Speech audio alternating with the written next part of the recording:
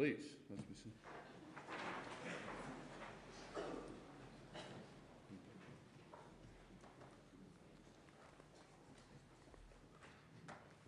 Always helps. Mr. Speaker, Mrs. Johnson, Ambassador, honourable friends, my lords, ladies and gentlemen, on behalf of the UK Parliament, it's my pleasure to formally welcome Mike Johnson, the 56th Speaker of the US House of Representatives, to the Palace of Westminster to mark the 250th anniversary of the American Declaration of Independence, which will fall on the 4th of July 2026. Of course, you and I have met on several occasions at the G7 Speakers' Conferences, but it's always been a pleasure as the 158th Speaker of the House of Commons to welcome a fellow Speaker to the Mother of Parliaments. Yesterday, we had a chance to chat over a cup of tea. Our first trade dispute was over tea at the Boston Tea Party. We've only just about forgiven you for that trade dispute, so I'll say no more about any others. Mr. Speaker, our journey from adversaries to close allies is a testament to the resilience and mutual respect. Let me take you back in time. Our cross-Atlantic relationship began more than 400 years ago, just down the road from here. The founding fathers set sail on the Mayflower for the London port of Rotherhithe in 1620 for the New World. Their courage built a bridge across the Atlantic of ideas and shared values, which continue until today. In fact, the Pilgrim's military advisor, Miles Standish, was from my very own constituency of Duxbury in Chorley. We've got to get Chorley in. St. Lawrence's Church, Chorley, where his family worship still stands, as does the pew they sat in and the crypt that his family is buried in. Interestingly, that same church still bears the US flag that was presented by the United States Army Air Force in 1945. After tens of thousands of American servicemen passed through Washington Hall in Chorley during the Second World War and shared their Thanksgiving events, baseball games, sweets, nylons, rations with local people. And local wives are now living in America. The streets in my constituency, such as Miles Standish Way, Washington Lane, are a testament to our long connection. As I prepared for this occasion, I've been reflecting on events which led up to and followed the Declaration of Independence and the ways in which the vision of the Founding Fathers and the Constitutional Convention have led to our two countries to share values, but very different systems. The War of Independence effectively began in 1775, a year before a declaration was made. It was not officially ended until the Treaty of Paris in 1783. In 1787, the Constitution was agreed, stating the ideals of liberty and self-government. The US founded in struggle, a struggle against Britain. That struggle resulted in constitutional government and your federal system. Even the very early stage of this struggle took time. I have to tell you, of all people, Mr. Speaker, that the US constitutional history did not end in 1787. Indeed, your great Pelican state of Louisiana became the 18th state in 1812. The point I want to make is that the US fought for freedom and for the right to make its own constitutional arrangements and to make its own decisions about how those arrangements might change. Those arrangements are very different from ours. As Speaker, I parted with a political party to sit in the chair. As Speaker, you are very much a part of your party. Your role is very different than mine. The way in which powers are allocated and exercised in each country differs widely. The US Supreme Court has the assistance of a written constitution, where we have a ragbag of statutes, standing orders, constitutional conventions.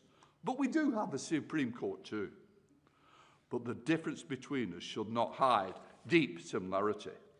While the United Kingdom does not have a codified constitution, we have seen history of struggle and change to achieve the ideals of liberty and self-determination. Whether it is through the Charterists or the suffragettes, successive groups have come forward to assert that government must have the consent of the governed, and that everyone has the right to life, liberty, and pursuit of happiness. There are universal values which underpin democracy. And if the cornerstone of democracy rests on the foundation of an educated electorate, we can be proud that we also share deep educational links. Over 20,000 British American students choose to study in each other's countries. We recently celebrated the 70th anniversary of the Marshall Scholarship, established by an Act of Parliament in 1953 to recognise the generosity of the Secretary of State, George C. Marshall, and the US assistance under the Marshall Plan. I also note the work of the Fulbright Commission, which fosters educational exchanges on both sides of the Atlantic. These are just two of our many links. Our trade ties are similarly deep. There is 1.2 trillion invested in each other's economies, supporting over 1 million jobs in both countries. I understand, Mr. Speaker, as you stand here in the UK, in Louisiana's 5th largest export market. May that go to 4th. Likewise, the UK and the US share a unique defence bond forged in history, from standing shoulder to shoulder in 2 world wars, fighting together in Korea, the Gulf and Afghanistan as well. This enduring partnership underpins NATO and remains the cornerstone of our collective security. I commend the US support for Ukraine and the efforts to secure its own constitutional future and everlasting peace. As we face new global challenges, the UK and the US will need to continue to stand together as partners and allies and friends to bring peace to the Middle East and peace to Europe and to support democracy across the world. And it is a dangerous world. This is about the democratic world versus the undemocratic world.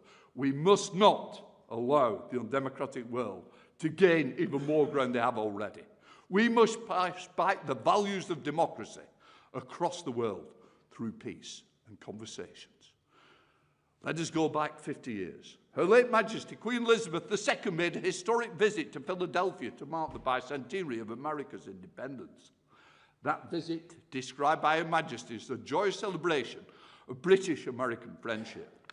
In 1976, the late Queen brought with her the bicentennial bell, a gift from the people of Britain to the people of the United States, inscribed, "Let freedom ring." This celebrated the common cause of freedom, uniting our two countries, and was cast in the Whitechapel Bell Foundry in London, the same foundry that created the original Liberty Bell and our own Big Ben. Our shared values and our shared language has transformed our relationship from one conflict to one of close friendship and cooperation. Although, of course, our language is not universally the same and can be confusing. You know, I still say Caribbean, you may say Caribbean. We've got history on our side. So while I wish you, your football team, the LSU Tigers, lots of luck with the next season, my soccer team, Bolton Wanderers, continue to strive for a higher place in League One. However, I think both teams have coaches under pressure to get their teams back to form. But of course, the true sport is rugby league. Today, Mr. Speaker, I offer you my hand in friendship, ongoing friendship between our two nations, the United Kingdom and the United States, united in our democratic foundations of belief in freedom. I hope, Mr. Speaker, that you and your wife, Kelly, have enjoyed your visit to Parliament and the platform it offers you to speak to our parliamentarians. Mr. Speaker, the floor is yours. Thank you, everybody.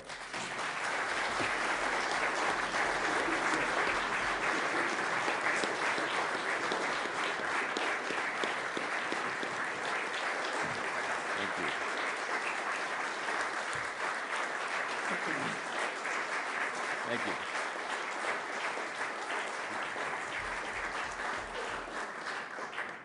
Thank you sincerely. Thank you, Mr. Speaker, Lord Speaker, Ambassador Stevens, members of the House of Commons, members of the House of Lords, and so many esteemed guests. It is a great honor for us to be here, a tremendous pleasure to be with you all. Speaker Hoyle, thank you for those kind words, your gracious invitation to be here today, my friend. It means so much to us. It's a real detriment to follow Speaker Hoyle. I don't like to do this. At the G7 speakers meetings, I just want you to know, when he gets wound up and going, it's just like Churchill, and it goes on and on and on.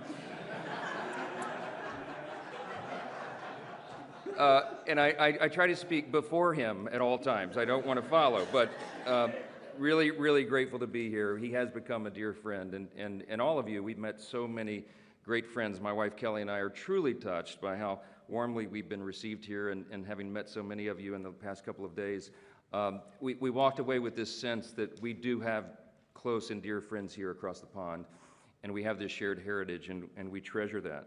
It is a profound honor to be speaking in Parliament today, to be the first U.S. Speaker of the House ever given this honor, and I take it very seriously. As proud Americans, it is as though we have returned to the spiritual birthplace of our own nation, and the history here, the weight of it is palpable, as you know. It gives you a certain sense of just being serious. I was going to roll on with a bunch of jokes this morning, but it doesn't feel right to be in this place at this time. We have returned at a pivotal moment, obviously, in the great histories of our countries, to mark this anniversary that we have in our nation and to celebrate what we've achieved together in the past, and importantly, to face and overcome together the challenges of our present day. And I want to tell you, my friends, we will do that together. That's what I bring you that message. When I met with Prime Minister Starmer at Downing Street yesterday, I told him that I thought his national address a few hours earlier was well done. He noted, of course, that the UK and the US are close allies, and that our strong, constructive partnership all these years has been built on mutual respect and focused on results. I thought that was exactly the right message and the right tone. And because of that, we've always been able to work through our differences calmly as friends. We will continue to do that. I want to assure you this morning that that is still the case. I spoke to President Trump at length yesterday, and I told him that I really felt that my mission here, even though we planned this back in the fall, we didn't know how the events would develop over the last few days, but I told the President that I felt that my mission here today was to encourage our friends and help to calm the waters, so to speak, and I hope to do so. As the Prime Minister said yesterday, let us look to agreement, continue our dialogue, and find a resolution, just as we always have in the past. And in that process, I am confident that we can and will maintain and strengthen our special relationship between these two nations, send a message of unity and resolve to our allies around the world, and remind our adversaries and the terrorists and tyrants everywhere that our nations that are dedicated to freedom and justice and order and human dignity are stronger and more resolved now than ever before. I think it's a very important message. Of course, we do gather here at a unique and consequential moment in American history. This year, as noted, is the time we mark our 250th anniversary of our independence. Now, I know this is not a long span of time in the scale of human history. I get that. We were touring the 1,000-year-old Windsor Palace a day or so ago, and that really set it into reality for us. At the dinner we had here last night that Speaker Hoyle and Lady Catherine graciously hosted for us, it was not lost on me that there at my table were items of silverware older than my country. Puts it in perspective. But this year in particular, we remember just how far we really have come, how our nations have evolved and grown and strengthened in so many ways together. America's founders embarked on what was a radical experiment, of course, a government of, by, and for the people, ruled by laws and based on the self-evident truth that all men are created equal and free. That experiment transformed 13 disparate, distant colonies from the world's largest empire into what became the world's freest and most successful self-government in human history. For Americans, this year is not simply a celebration, it is an invitation to come together and to ask what we are doing in our own time to preserve and fortify that experiment and all of the blessings of liberty and opportunity and security that we enjoy today, and frankly, sometimes too often take for granted. We have a stewardship obligation to maintain these blessings, and all of us in the West, all of us together, are facing real challenges today that we must acknowledge and confront, and we do that best together. Across the pond, Congress and the Trump administration have been working very hard. We're trying to usher in a new golden age for our country, as we say. We're marshaling every resource we have to make America safer and stronger and more prosperous than ever before. And I'm very bullish on the prospects of doing that. We must do this because we know those hostile to the West and to our shared values are engaging in increasingly sophisticated forms of subversion and espionage. We see China, Russia, and Iran grow more aggressive and emboldened as they intensify their efforts to exert economic, political, and military influence around the world. We see a callous disregard for basic human rights, new provocations, and even the theft of intellectual property on a scale like we have never seen before. Clearly, President Trump is taking seriously the modern and dynamic threats that China and Russia pose to our global security, especially in focus the last few days as it relates to the Arctic. And while we can have thoughtful debate among our friends about how best to counter these threats, we all certainly agree they must be countered. We ignore these threats at our peril. And I want to hasten to express our gratitude to the UK and to all of you for joining us in some of our most recent actions to deter these hostile regimes, including the recent seizure of a black market vessel seeking to circumvent oil sanctions. That was a big help to us. That kind of open dialogue and partnership is a great example of how we can work together to ensure our collective defense around the world. It is an objective and obvious truth that a strong America is good for the entire world, and a strong UK is as well. At the same time, it's also obvious that we have to take care of our own houses, so to speak, before we take care of the neighborhood. And let's be honest, among friends here, in both of our nations, there is a need today to fortify our houses against internal challenges as well. In the West, if we make an honest assessment, we must acknowledge that our long-term prosperity and security are currently being undermined by, let's call it a crisis of self-doubt. It's been developing now for years. Elite institutions today tell the young and impressionable that our story is one of oppression and hypocrisy and failure. Our brightest minds are too often taught to view our history only through the lens of its sins. And we see the work of international organizations and transnational bodies hinder the very spirit of creativity and industriousness and daring that our nations were built upon. We have faced this in America just as you have here, a truly menacing skepticism towards history and our national institutions. And it's even come to the point where even great heroes like Sir Winston Churchill are questioned for their legacy. What has taken hold is a mindset that defines itself not by what it loves and seeks to preserve, but instead by what it condemns and seeks to tear down. And this growing disaffection we see, particularly among our younger citizens, is a serious threat to the health of both our nations. If the next generation is never exposed to the deeper wisdom of the Western world, or the enduring tradition of the British Parliament, or the genius of America's model of Republican self-government, then why would they feel any obligation to defend or preserve them? Fortunately, history teaches us an important lesson. Just over half a century after American independence, our country faced a moment of reckoning. It was 1838, and for the first time in our short history, America's founding fathers, the men who had led us through the turbulent years of our young nation, were no longer there to guide us. A growing disregard for the rule of law had taken hold at that time, and the cries of mob rule threatened every part of our country. A young legislator at that time, concerned by what he saw as America's deteriorating regard for its past, charged his countrymen with an important choice. Would they uphold their duty and preserve the blessings for which their fathers pledged their lives, their fortunes, and their sacred honor? Or would they continue on the path of decline and self-destruction? The answer was simple, he said. This experiment in liberty could not survive unless the principles enshrined in the Declaration and institutionalized in our Constitution became their shared civic faith. That rising statement, he was just 28 years old at the time, would one day become president, and he would be called to confront the greatest stress test of the American experiment yet.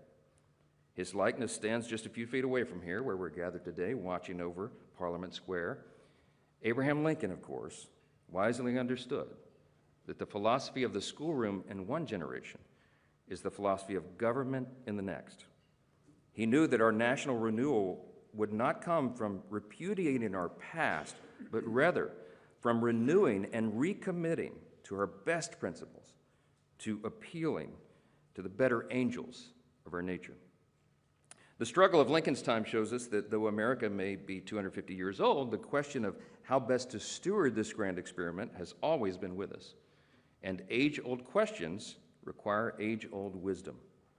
In the West today, we see faith in our foundations and our shared inheritance weakening. And what we have to do is channel the wisdom of our predecessors to chart our own renewal. So what does renewal require? Just a few things.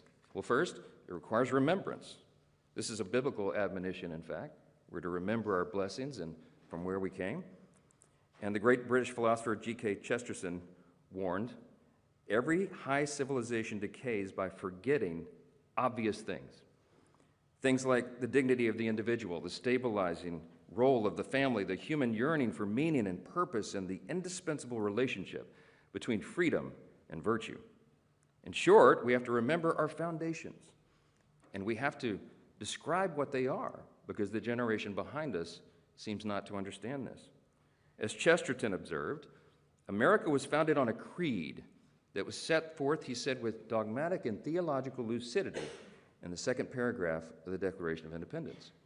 We hold these truths to be self-evident, that all men are created equal, endowed by their Creator with certain inalienable rights, that among these are the rights to life, liberty, and the pursuit of happiness.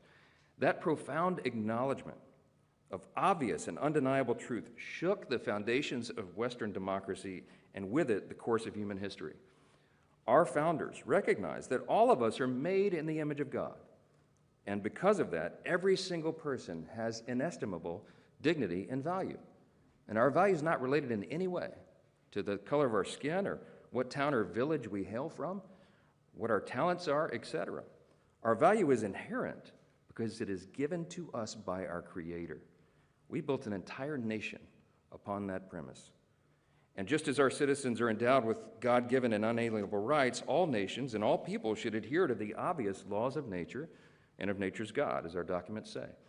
In his farewell address, the father of our country, George Washington, gave all of his advice that echoes down through his countrymen, even today, and echoes down through the generations in reminding us how we would keep this republic, how we would keep this grand experiment in self-government. And he said famously, of all the dispositions and habits which lead to political prosperity, religion and morality are indispensable supports. And John Adams was our second president, and he said famously, our Constitution is made only for a moral and religious people. It is wholly inadequate to the government of any other. The late Prime Minister Margaret Thatcher put it even more simply. Freedom, she said, will destroy itself if it has no purpose. Lady Thatcher, just like our founders, understood that free societies that lacked a shared moral and civic foundation inevitably turn elsewhere to compensate. And that reminds us of another important lesson from history. A healthy renewal requires the participation and stewardship of each successive generation. Here, too, the example of the American Revolution proves so instructive. Our founders didn't seek to build a new nation on pure abstraction or mere ideology, nor did they abandon the brilliance of the British tradition, even if they opposed the empire itself. Instead, they drew on the joint inheritance of the English-speaking world, an inheritance rooted in the wisdom of classical thinkers, asserted in the Magna Carta, embraced in common law in the writings of John Locke, and articulated in the Bill of Rights of 1689. These principles found, in the words of Sir Winston Churchill, their most famous expression in the American Declaration of Independence. For Americans, our independence is not a rebuke of our British roots, but rather a renewal of what is best, the best of what Britain had to offer the world. If renewal requires remembrance and stewardship, it also requires responsible citizens. Strong institutions are essential, of course, but when people are taught that their lives are determined by systems and structures, responsibility quickly disappears, and with it, their purpose and their meaning. In both of our nations, we have too many people today on the sidelines, particularly younger generations. We should want our citizens involved, gainfully employed and contributing to their communities, of course. Stable and thriving societies need families that raise children. They need churches and communities that form character, and patriotic men and women dedicated to leaving their country better than they found it. The simple truth is that freedom cannot survive if we outsource our responsibility as citizens. And this is a fact that remains true at a national level. We cannot fail in our responsibility to protect our people and their security. Amongst our allies, we see the UK and Europe stepping up as faithful partners here, and I want to declare that today. Whether it's NATO's nation's historic commitment to raise their investment in defense, which we applaud, or the AUKUS alliance deepening its cooperation in submarines and undersea defense, our partnership is proving that nations can prioritize their individual interests responsibly and at the same time make strides towards strengthening alliances and preserving the freedom and sovereignty of our nation states. And our current U.S. ambassador to the UK, Warren Stevens, who sits here up here with me today, said it recently very well. He said, "America first does not mean and will never mean America alone." Finally, renewal takes courage. From the defeat of Napoleon to the heroic resistance to the Blitz, to the bravery of our soldiers in the liberation of Western Europe, the British people have given the world some of the greatest demonstrations of courage in human history. You are the heirs of Burke and Locke and Smith, the home of Shakespeare, the cradle of free speech. You are the birthplace of the Industrial Revolution and the nation that helped end the slave trade. And from these shores, you set sail to pioneer a new world built on British custom, British fortitude, and British law. Together, we, all of us, are the legacy of those ancient ancestors who came before us. Their courage is part of who we are, and we do well to remember that. Today, it takes our courage, clarity, and conviction to defend truth, just as our ancestors did. And it means being able to say that some things are true and good and enduring, and others are not. And to call evil and madness what it is.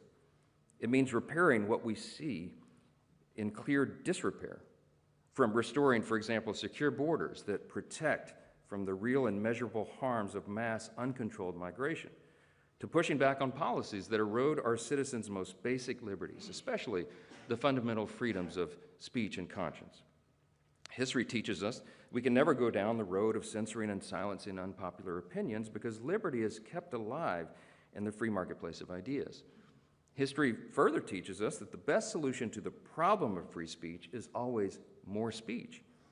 And those being unjustly persecuted for exercising those freedoms, such as Jimmy Lai, the British national being held in Hong Kong, must be defended. And the U.S. stands with the UK as you work to free him. As we chart our renewal, America has no intention of walking alone. In fact, to do so would be self-defeating.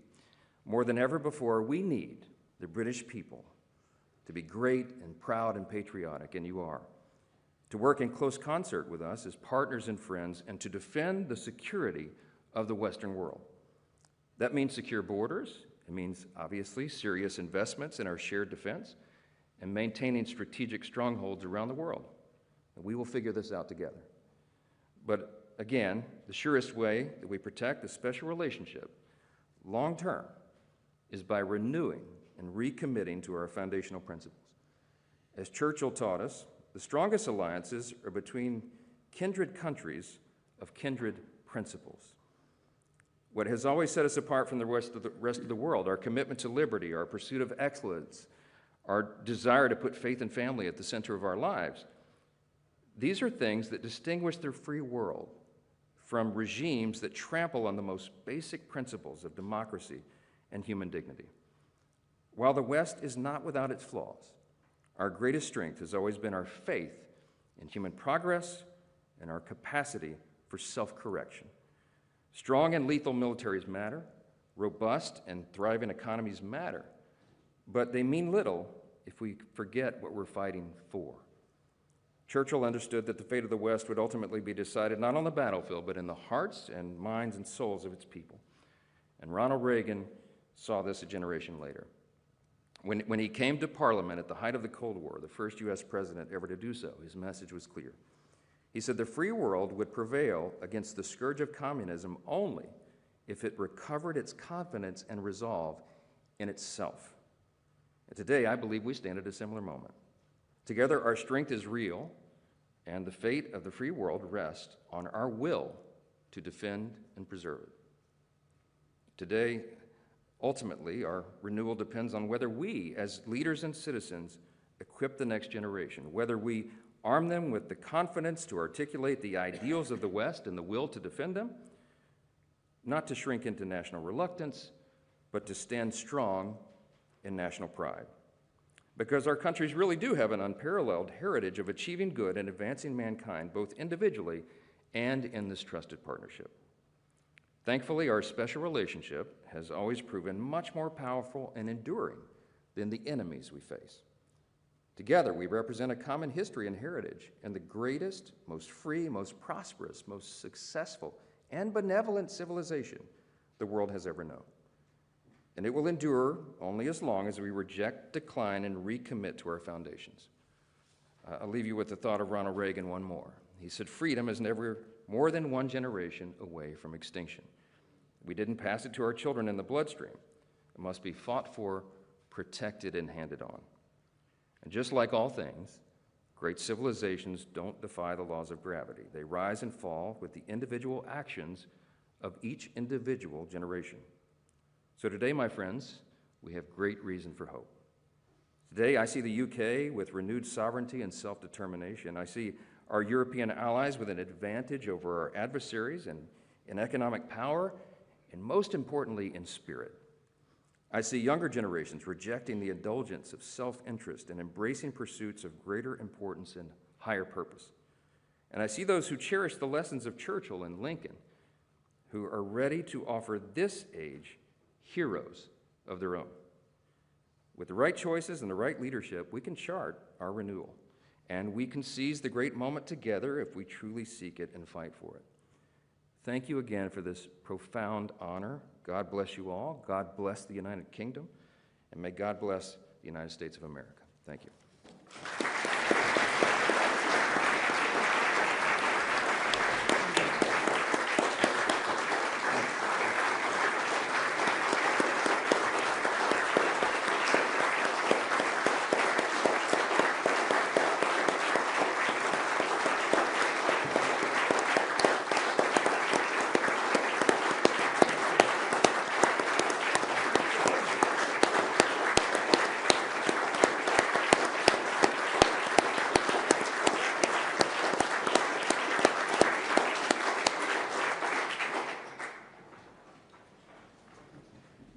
Mr. Speaker, thank you for your very sincere and profound talk to us this morning.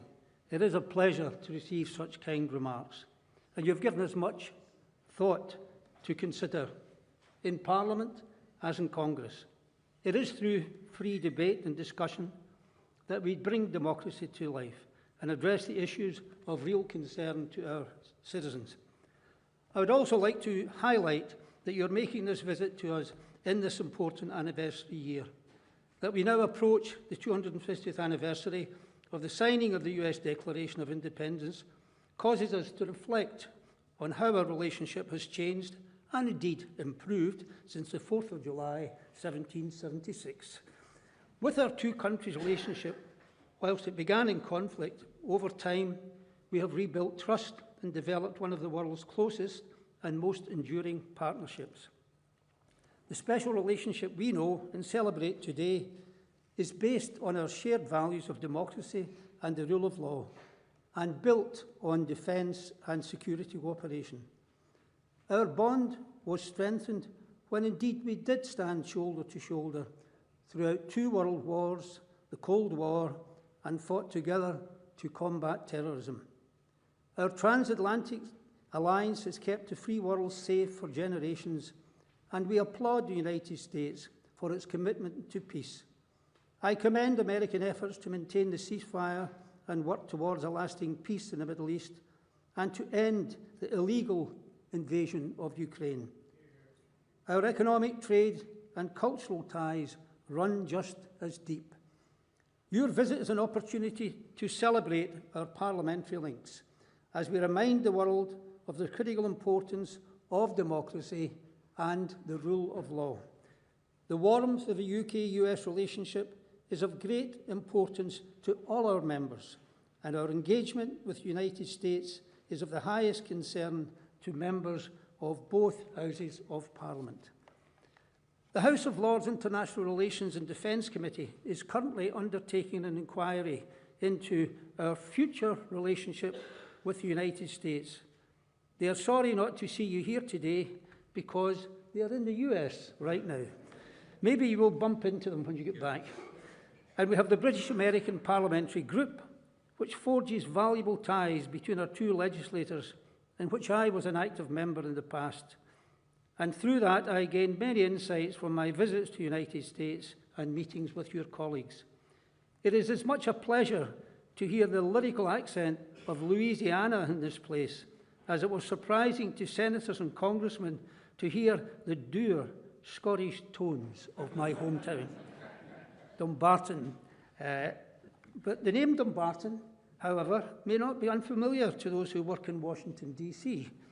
One of the legacies of my hometown in the US capital is Dumbarton Oaks, where in 1944, British, American and other Allied representatives gathered to discuss closer international collaboration. So Dumbarton was the seat for that, Mr. Speaker. Take that back. I also pay tribute to the work of the US Ambassador at the embassy here. Mr. Stevens, I know you're working hard to bring our nations ever closer together. After suffering a small embarrassment, the defeat of his army at the Battle of Yorktown, King George III, in his address to both Houses of Parliament in this palace in 1782, declared his intent to make peace with the United States. He said, "Language, interest, affections may, and I hope will yet prove a bond of permanent union between our two countries." I think this wish from King George, Mr. Speaker, has been comprehensively fulfilled. But how do we ensure that that bond grows even deeper? We are experiencing times of tension. And how do we forge that unity? Well, you mentioned the revered President Abraham Lincoln. And his mantra is to hear, to listen, to understand, so that we can work and walk together in harmony. And by your visit, we have engaged in these very steps, Mr. Speaker. So I thank you for that visit, and I hope that the next 250 years will see that bond grow ever more so. So thank you very much. Thank you.